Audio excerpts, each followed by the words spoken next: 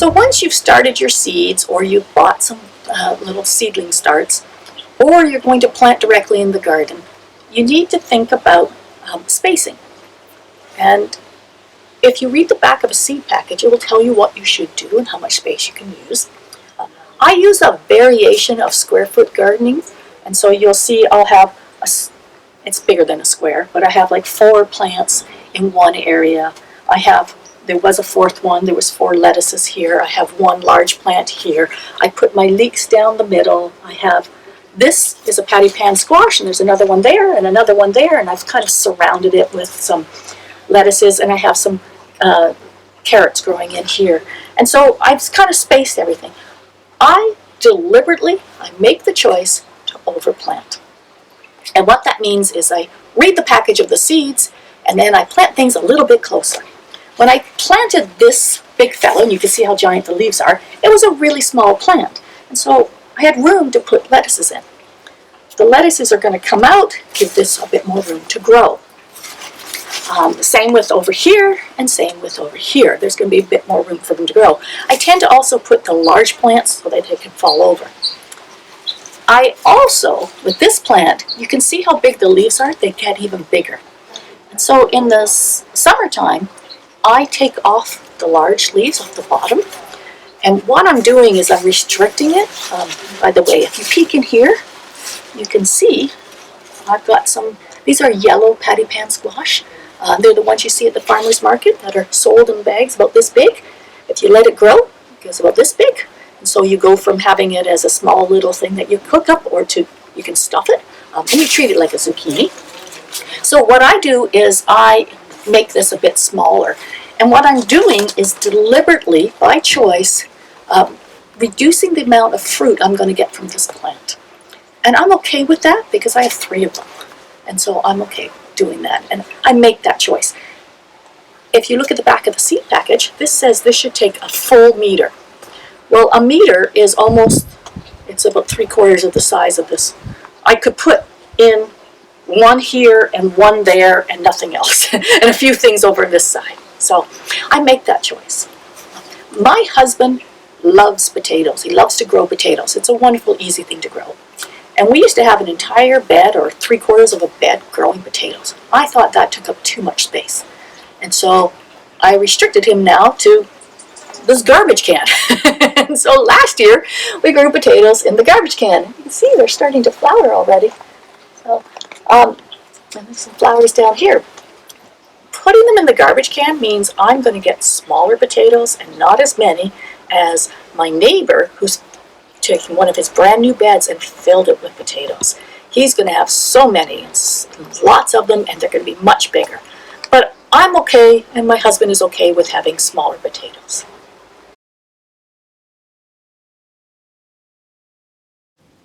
Of course, one of the most important part of a vegetable garden is its soil.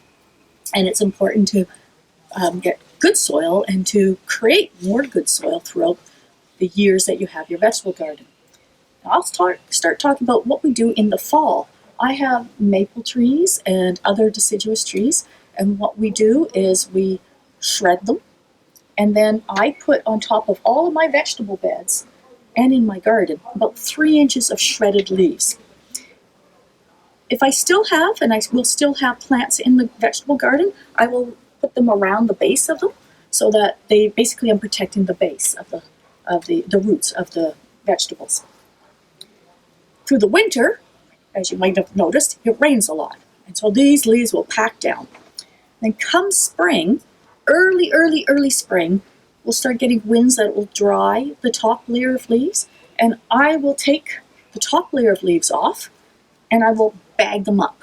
And what I'll use them for is for my compost bin in the summertime. And I take off the top layer, and then I'll take off another layer, and I'll just keep bagging them up for my compost, this brown layer that you want to have in your compost. In the summer, there's lots of green to put in there, but you've got to find the brown as well, which is important. But I will leave about 1 inch of leaves on my vegetable beds, and if you lift them up, you'll see full of worms. The worms are doing their thing, eating it, and fortunately pooping through my garden and giving lots of nutrients. Then I will top dress my beds with about 2 or 3 inches of soil, of compost. I don't have enough in my compost bin to put on all my beds, so I purchase sea soil. And this year, I was able to go to Costco before the big pandemic closed down, and I bought a dozen bags of these. Everybody was rushing around getting toilet paper, and I was getting sea soil, which was my priority. And that's what I would normally put on top of my beds, about 3 inches. However, this year, my neighbor created brand new beds, and so he purchased soil and compost and manure and had it brought to his place, and he gave us a yard. And so I top dressed this year with a mixture of manure and soil and compost. Really important to have this in your vegetable garden, but you don't do this just at the beginning of the year. Every time I take a plant out and I'm about to plant something new, I put some more of this lovely sea soil on my bed, and I also put it around things like so this is going to be a zucchini. It's called an 8-ball zucchini. I'm trying it for new. And over there is a cucamelon, which is another thing I'm trying on that tall post. And I will put some extra compost around. So these vegetables are eating up the nutrients that are in the soil, and so I need to keep feeding them, and I feed them with compost. When I use compost from my bin here, I have something I can use to kind of sort through and get the uncomposted parts out, and then I have this beautiful, lovely, fine soil that I use. And so it's really important to maintain your soil, keep it growing. Things like these beans, I will leave in the ground, in the bed. That has the roots have fixed nitrogen, which will be useful for the next plants that I'm going to plant here. I mentioned that my neighbor got soil that had manure in it.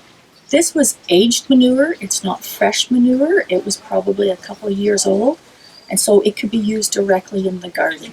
If I were to put fresh manure on my plants, I would burn them, and basically I would have no vegetables. So it's really important that you're using aged manure. That's something you will probably have to purchase. Ideally, you'd be making your own compost and spreading that on. I think that's probably the best thing you can do. You put your leaves from your vegetable garden, your grass if you have them, your things from your house when you're cooking and baking, but don't put any meat products in it or any cheese products, any dairy products. And you can put your crushed eggs in, things like that. Put them in your compost bin and then top with a layer of leaves. So you're putting green and then a little bit of brown as well. And you'll make beautiful compost. You have to turn it every so often. There's a variety of different compost bins. My neighbor is going to be getting one that's a roller, which is makes fast compost. This is a slow compost bin. It's especially slow because my husband doesn't turn as much, and that's one of his jobs. We also have to make sure that you water these. It can get very dry in there, so you have to make sure you water your compost, but not soaking wet.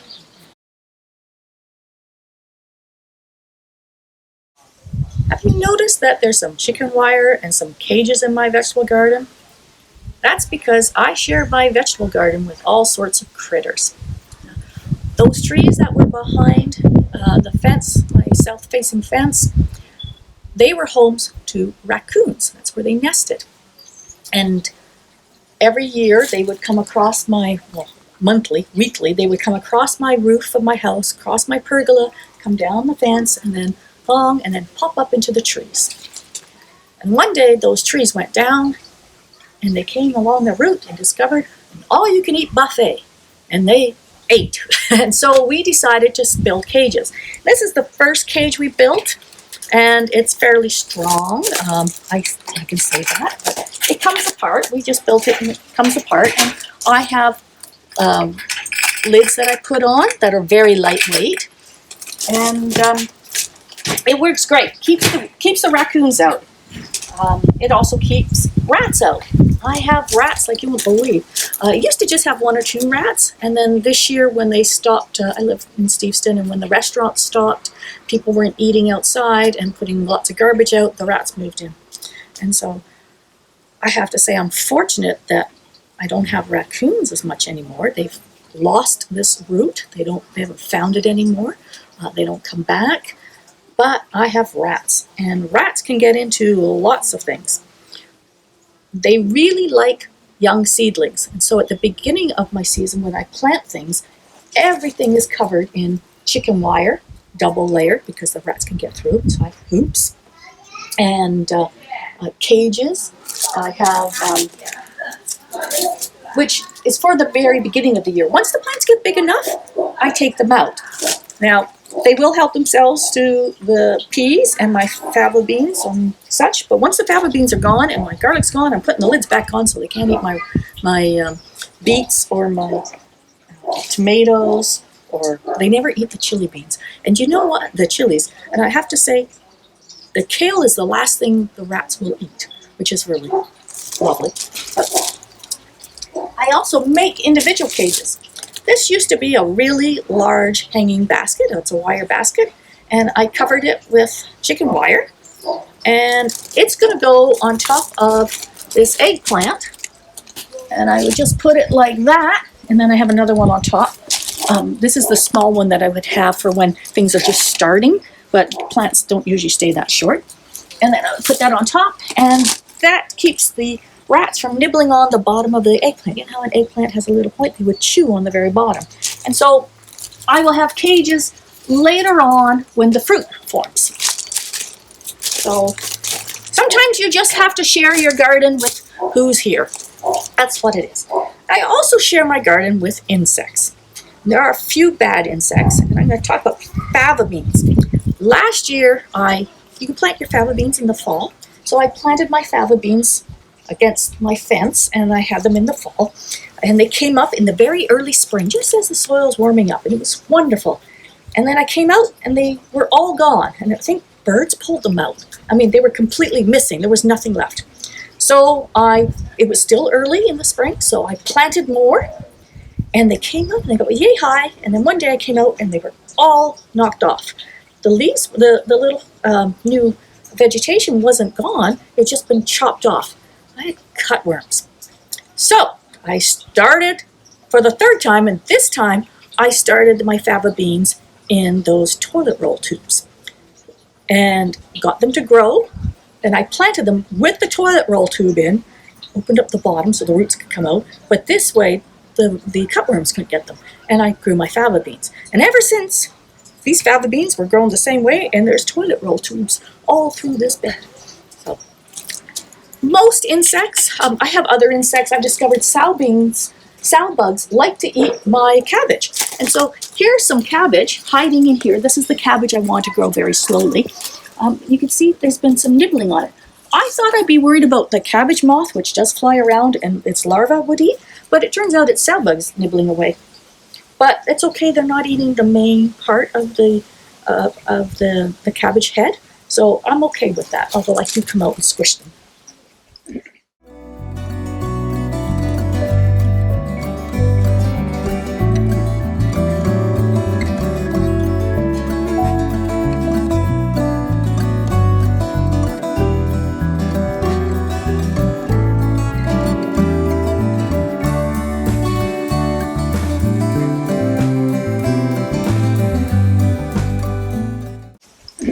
The other insects that I love are the pollinators. And so you saw I've got things in the spring here. My white paracanthus and my crane's bill geranium that is just a humming right now. I have all sorts of things humming. I also let some of my basically lettuces and arugulas and mustard greens, I let them go bolt. It's bolting. They flower. So over here, I have yellow flowers, and that's mustard greens. You can eat those.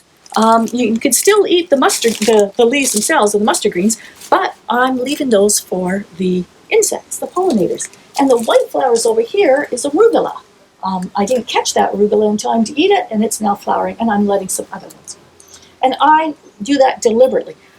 Now, in the spring and the early summer, there's lots of things, lots of flowers for the pollinators, but I need to have things for later in the season.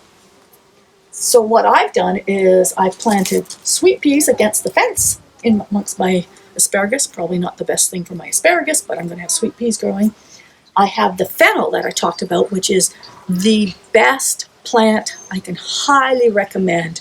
Grow the herb fennel somewhere in your garden. You're in the summertime, you will just hear the hum of happy pollinators. I've also started some marigolds. I found a little package of seeds that were given out at the garden club last year, I think, or maybe the year before, and I planted those. And so I have some marigolds coming up, and I put them in little bits. Every bed has a couple of marigolds.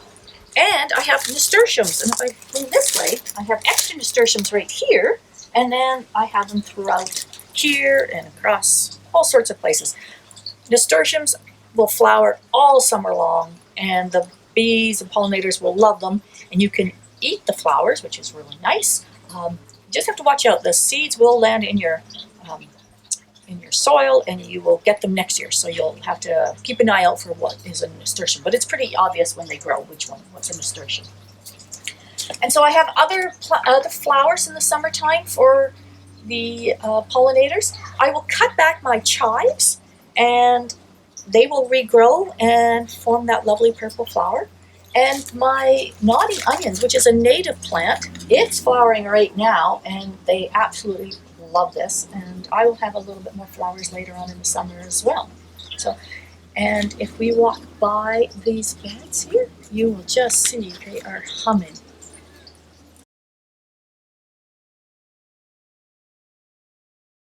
Don't forget, you must water your vegetable garden.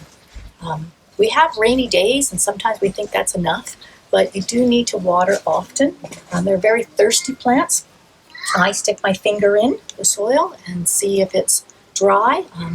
You want to water long and not often, unless it's a new seedling. Seedlings you need to water often. Things like carrots you need to water to get the seeds to actually grow. But once you've got things in the ground, you want them to develop long, deep roots. Always water first thing in the morning,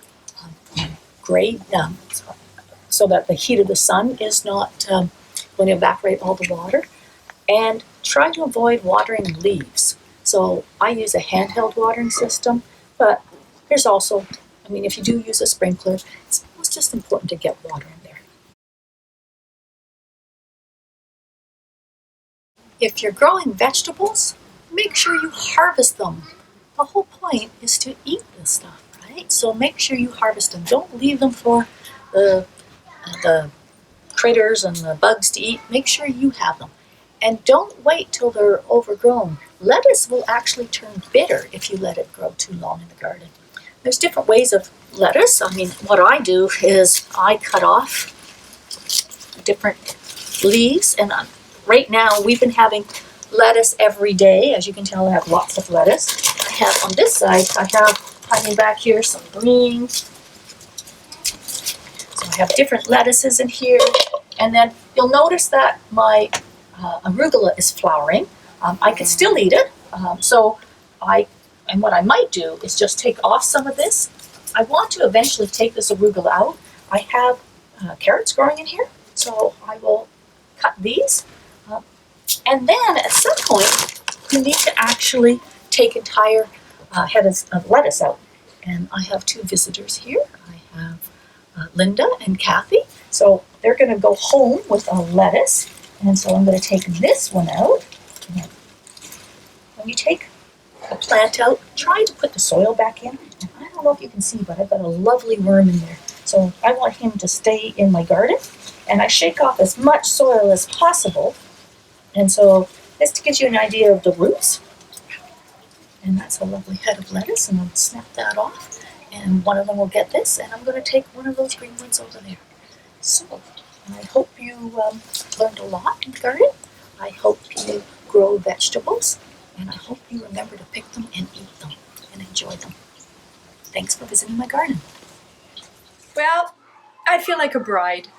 Kathy and I have been given produce from this lovely, lovely vegetable garden where we learned today that it's so important to in amongst your edibles to have flowers, to attract the pollinators, and the incredible use of a small space. And in our lives these days, we do have, most of us have a fairly small space to work in, and gardens can grow so well if you follow all the advice that our Karen Hackinson has provided to us today.